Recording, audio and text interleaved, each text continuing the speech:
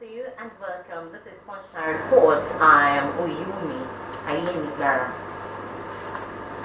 An APC chieftain in Ondo State, Prince Ademola Adeguroye, has been nominated by President Muhammadu Buhari for ministerial appointment. Adeguroye's name was among the list of 7 individuals forwarded for screening and confirmation by the Senate to replace the former ministers who resigned from the cabinet. According to the letter read by the Senate President Ahmed Lawan on the floor of the Senate, President Buhari's action in accordance with Section 8, subsection of the Constitution of the Federal Republic of Nigeria as amended. The other nominees are Henry Ikechukwu Iko, Abia State, Umana Okon Umana, Akwa Ibom State, Egumaka Joseph Okama, Ebonyi State, and Goodluck Nama Opia, Imo State. Umar Ibrahim El Yakub from Kano State and Odum Idia of River State made up the list. Meanwhile, Governor of Ondo State, Oluwarotimi Akeredolu, has inaugurated members of the State Steering and Technical Committees on Human Capital Development. The ceremony held at the Corporate Conference Hall of the Governor's Office in Akure was attended by the members of the State's Executive Council and relevant stakeholders from far and near. While inaugurating the committees, Governor Akeredolu said the need to always promote human capital development in any society cannot be overemphasized. He charged members to carry out their assignment with utmost commitment and sincerity towards realizing these set targets.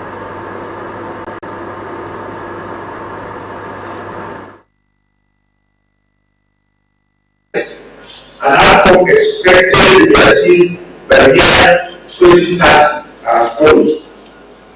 The first, improvement in nutrition and reduction in childhood stunting by half.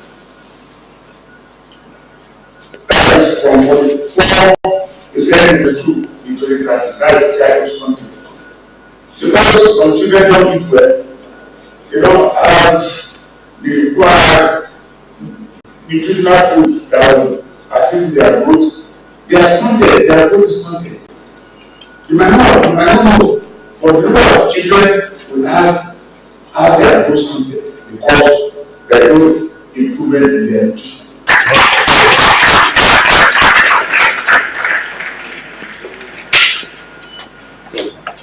So, my great pleasure.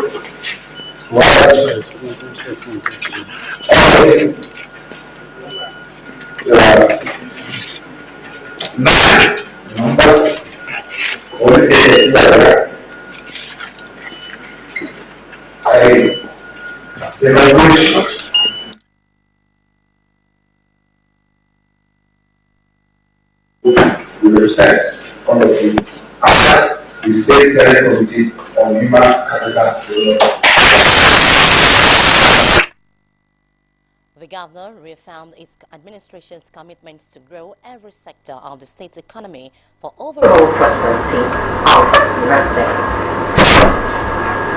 Ondo State's Governor Oluwarotimi Akeredolu has called on the international community to help Nigeria in the fight against terrorism. The governor, while receiving members of the All Saints Church Council Jericho Ibadan on a condolence visit following the Owo terror attack, noted that the country must be realistic in dealing with terrorism. Governor Akeredolu added that the action of those who perpetrated the attack was that of terrorists, said it is time for people to be trained on basic self-defense. Government House correspondent Wahab Ankole has details of the visit.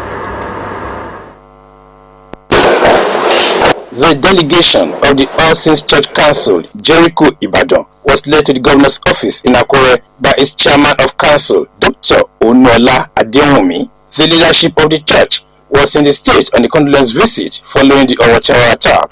Dr. Adewumi commiserated with the governor and the people of the state and prayed for improved security and peace in the country.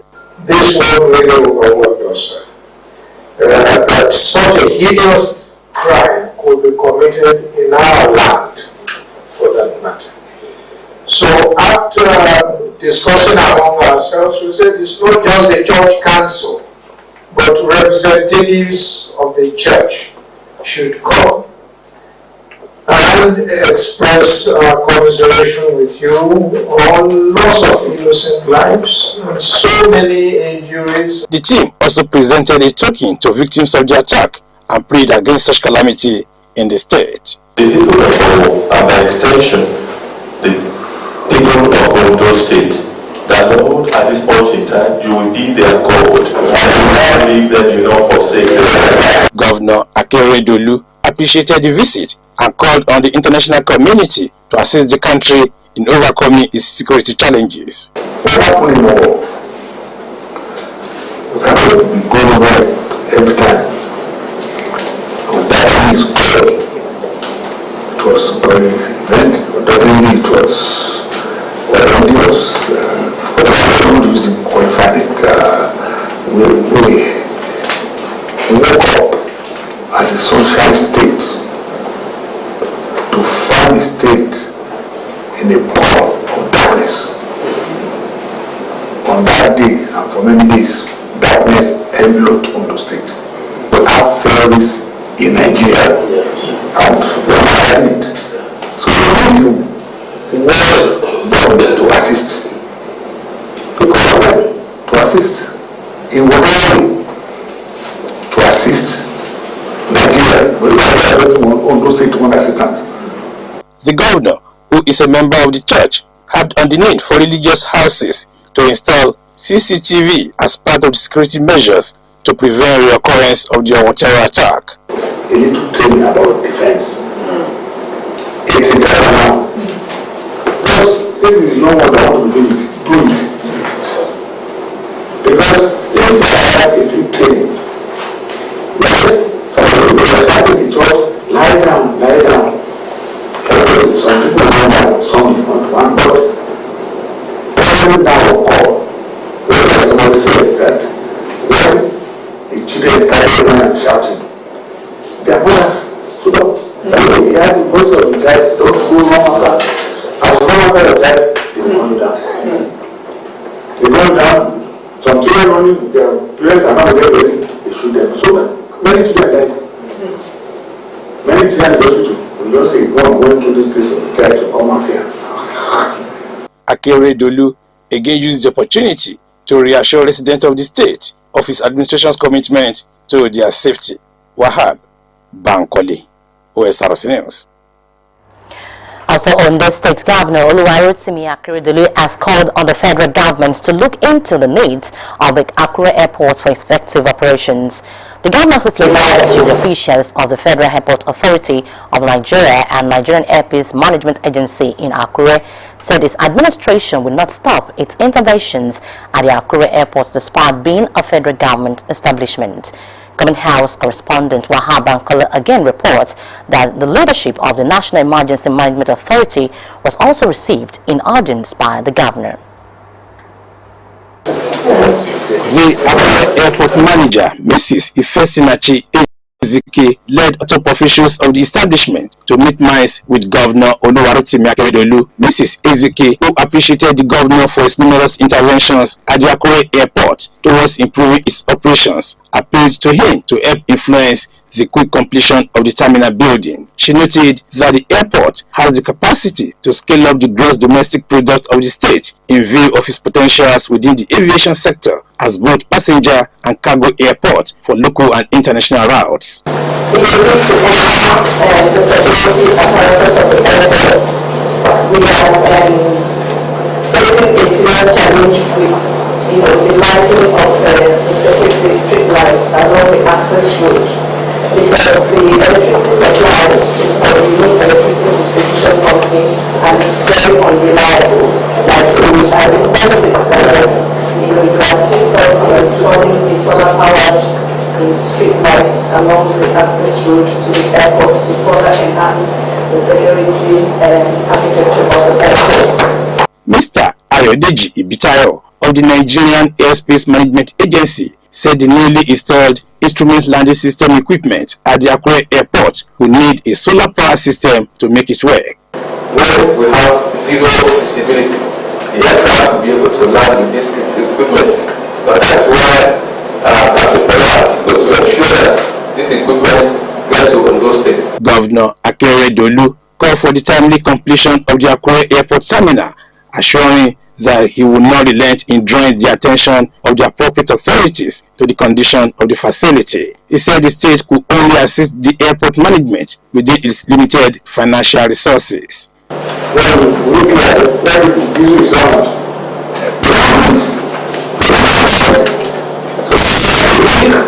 the BDC push in town. Initially, we will find that most of the directors were coming out of town. You know what I'm saying? John was servicing it, but without telling me what they have closed out with their mom. I said, well, they need to tell you, there's no more to do for us. Meanwhile, Governor Akeredolu also had in audience officials of the National Emergency Management Agency who were on a condolence visit following the terror attack in Owo. Led by the Director General Mustafa Ahmed, represented by Air Commodore Edward Adedokun, the agency described the attack as a calamity. The agency today will also be providing super-related materials comprising food and non-food items to the affected persons in liaison with the church and the Ondo State government, its emergency management agency, and other relevant stakeholders. Governor Akeredolu, who called for joint efforts to overcome insecurity in the country, advised the agency to have an office in each state across the country for quick response to emergencies. My brother, tell your DG, there is no way you can be taken serious. You will say you have an office, a kitty operation office to take their own out. So when you say search and rescue as first responder, so we come from the kitty. There's no matter. Every state, as a minimum, should have an office. Every state, minimum. That's why we cannot put in any secretarial district. So that the one in the north will be easier for to run. The governor equally expressed his appreciation to the agency for extending milk of kindness to victims of the terror attack. Wahab Bankole, Osrc News.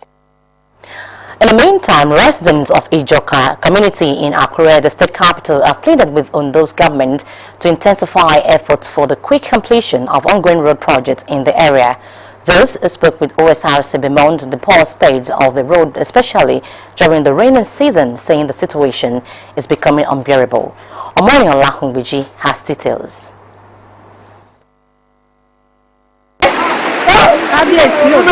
This has always been the situation of power line to Olokwe axis of lower road whenever it is raining. Flood covers the whole area, including the major road, thereby leaving the road users frustrated. They say the situation has really gone bad to the extent that many have abandoned the road, with a call on government for immediate intervention.